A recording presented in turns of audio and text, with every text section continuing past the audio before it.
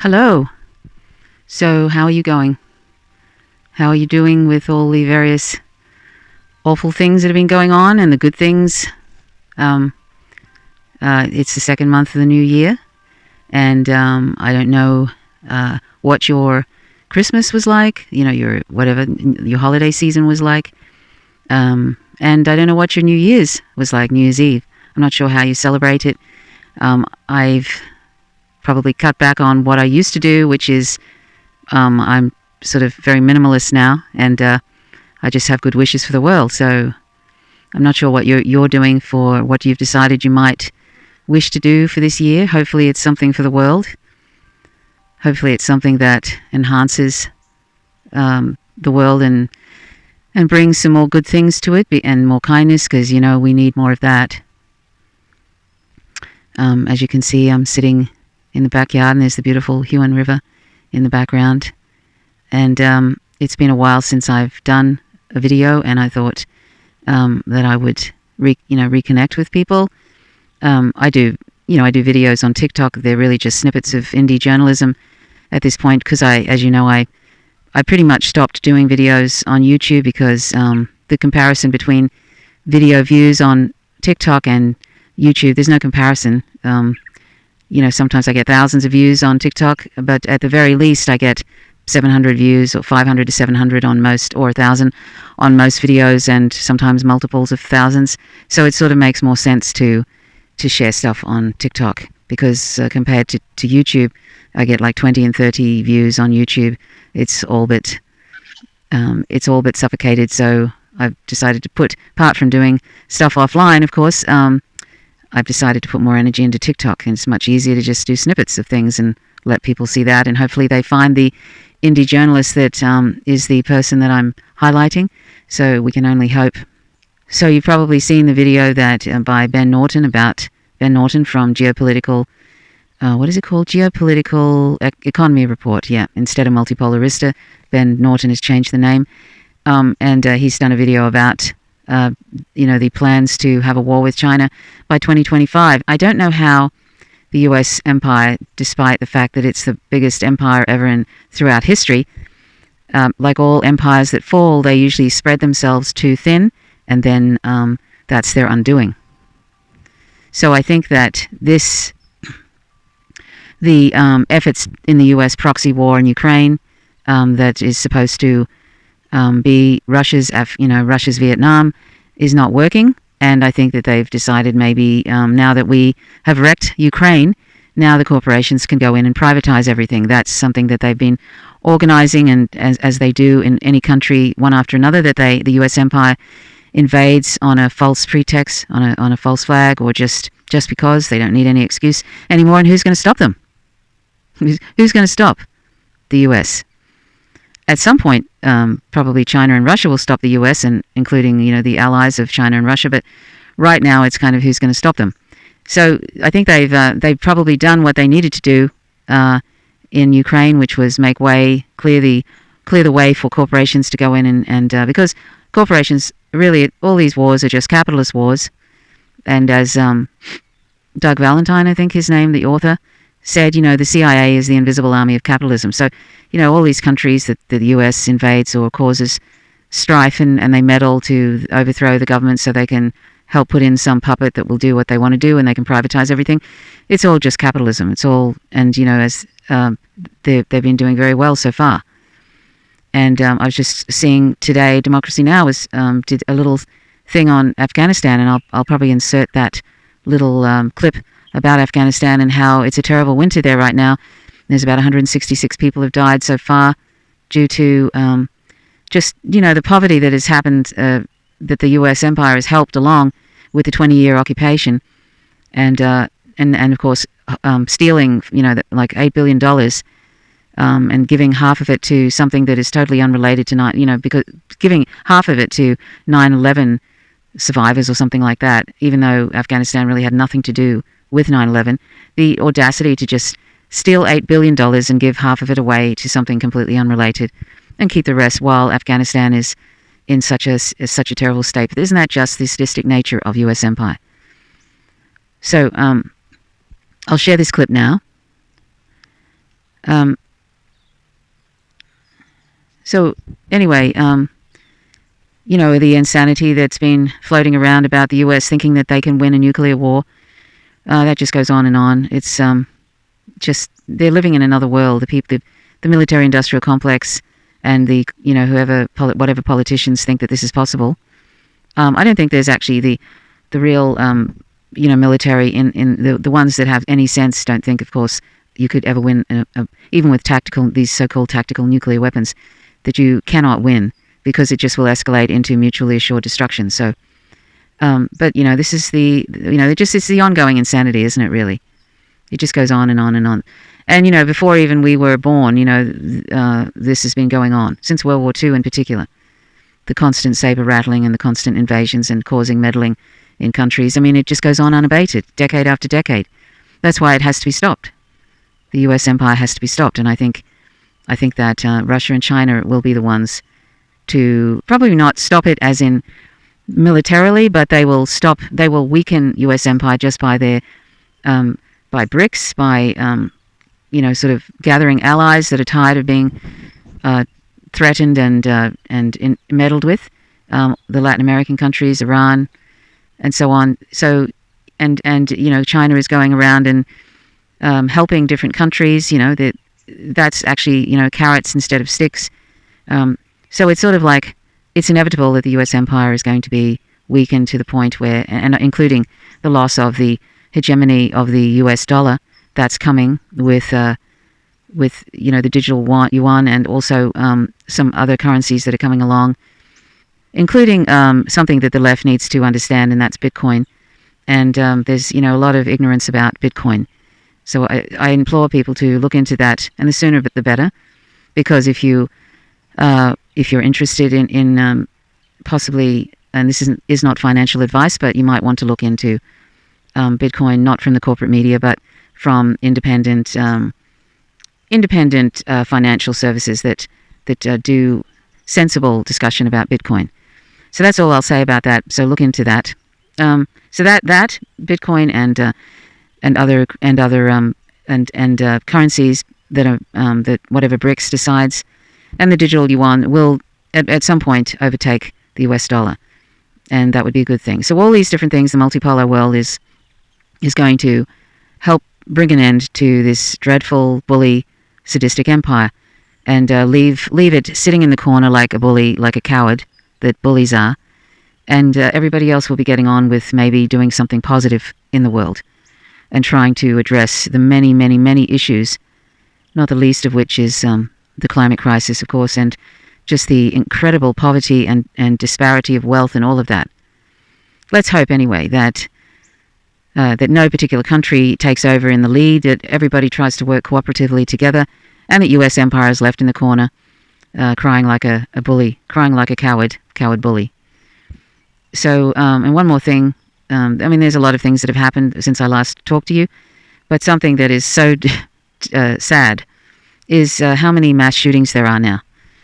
Every week, every day, there is at least one or two mass shootings. So many that only the worst of it is covered. I mean, you could say any of them is terrible, but it's like it's every day. And you have to say, what on earth is wrong in the country, in society? What is wrong? See, it is a reflection of how it is governed, how it's moving towards fascism. What is happening? The mass shootings are an expression of a spiritual death, a society that is a government and a state which is in disarray, which is deteriorating and imploding. And eventually there'll be overt fascism probably coming up in 2024 if DeSantis gets in, or Trump, or some other person. I mean, I'm not saying it's not completely deranged right now, and that Biden is not a fascist. He is a crypto-fascist. It's just that the next, if the Republicans get in, they're a lot more overt. They don't try and pretend like they care about minority groups and black people, etc. They don't pretend. They just are outright, completely in your face, racist, xenophobic, homophobic, transphobic, etc. Something that was really disturbing to me I can probably say this because this particular friend of mine does not watch my channel. But I found out just not so long ago that somebody that I've known for about 7 years who lives in the United States seems to have adopted a lot of right-wing positions, including probably homophobia and transphobia, I'm assuming, by the brief conversation I had with them. And it sort of spelled out to me how when things are in such a mess in a country and there's just sort of an abandonment of society, that just like with the in the Weimar Republic, just how Hitler came to power and so many people followed along with what he was espousing.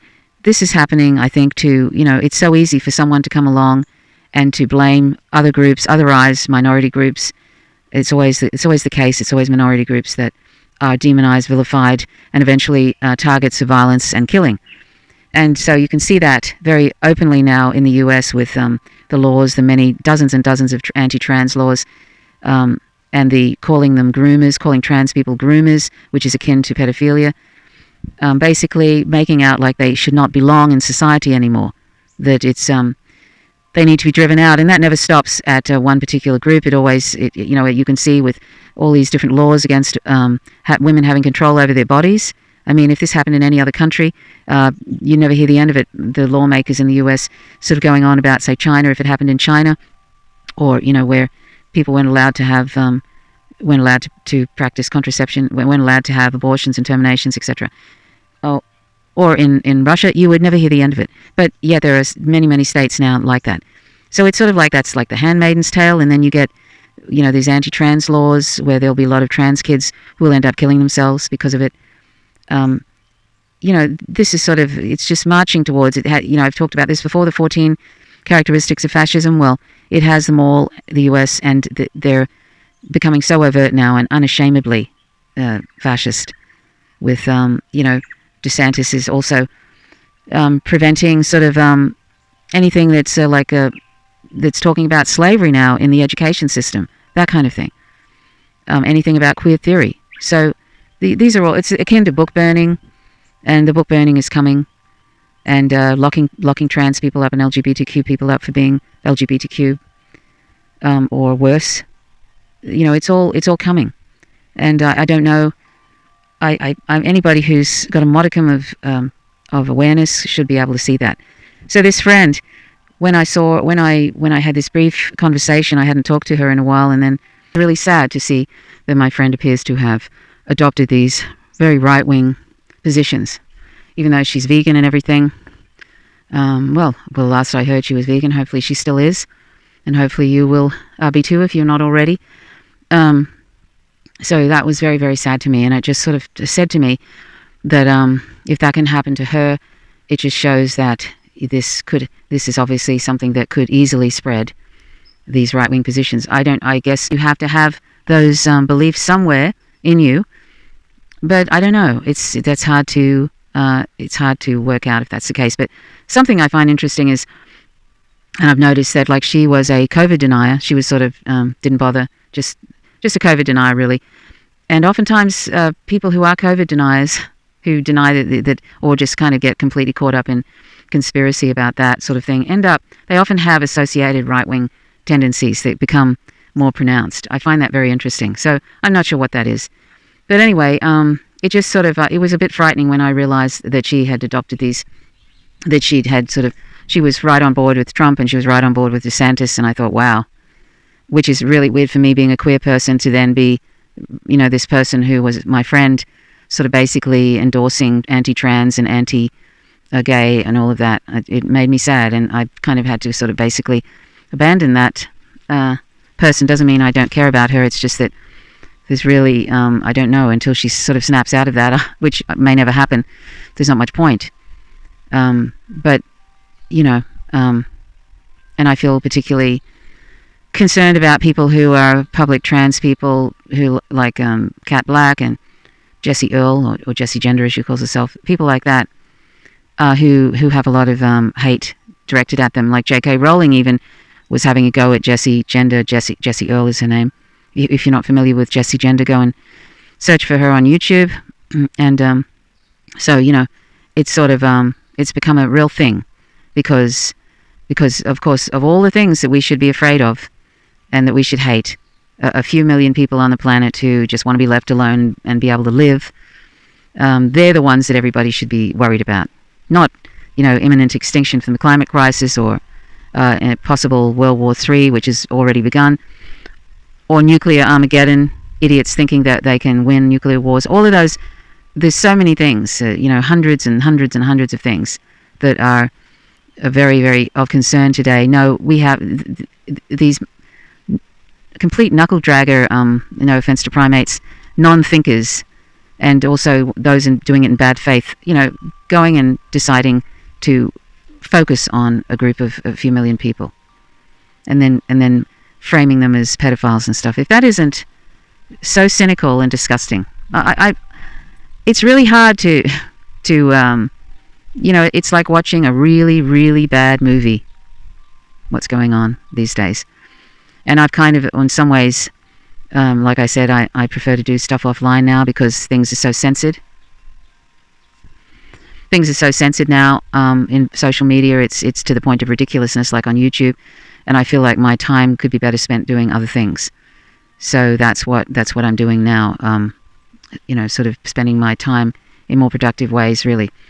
So I'm sorry, you probably gathered that that's what I'm doing. I've mentioned it and everything, but I just wanted to sort of reconnect and say I'm thinking about you all, and I love you all, and particularly the people who are always coming to see my videos despite the suppression. There's always a few that manage to see my new videos and stuff. So I just want to say thank you so much for that, for the support, and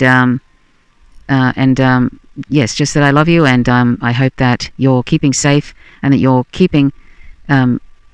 trying to keep your positivity, staying in the moment, staying in the present. It's such a good thing to do.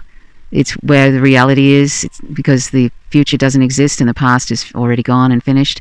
So being in the present is an important thing to be in, and that's where peace is.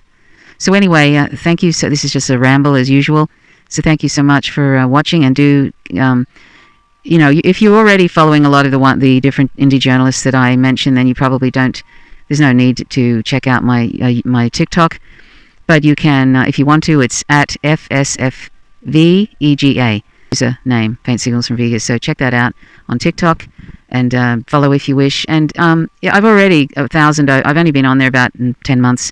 And I'm already 1,000 over the amount of people it's taken 5 years to get, or is it longer than that? 7 years to get less than, a few hundred less than 3,000 on YouTube, and I've already gotten 1,000 over what I have on YouTube. So that's kind of sad, really. But that's how it is. That's how social media is now. They're just propaganda arms of the U.S. national security state mostly. Anyway, so thank you so much for watching, and hopefully maybe I'll be trying to do the occasional video, just connecting with people, have a little chat about general things, and till next time, bye for now.